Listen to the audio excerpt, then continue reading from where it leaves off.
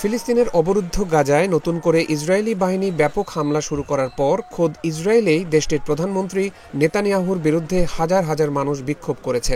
বিক্ষোভকারীদের অভিযোগ, সরকার রাজনৈতিক কারণে গাজায় যুদ্ধ চালিয়ে যাচ্ছে, সেখানে জিম্মি থাকা ইসরায়েলিদের পরিণতি নিয়ে ভাবছে না। বৃহস্পতিবার ইসরায়েলের রাস্তায় 10,000-এর বেশি মানুষ নেতানিয়াহুর বিরুদ্ধে বিক্ষোভ করেছে। তাদের দাবি, হামাসের হাতে জিম্মি থাকা 59 ইসরায়েলির পরিণতি নিয়ে ভাবছে না নেতানিয়াহু সরকার।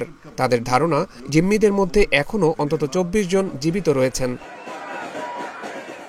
আল জাজিরার তথ্য মতে গত 3 দিনের ইসরায়েলি হামলায় অন্তত 600 ফিলিস্তিনি নিহত হয়েছে। স্থল ও আকাশপথে ইসরায়েলের এই হামলার কারণে যুদ্ধবিরতি ভেস্তে গেছে।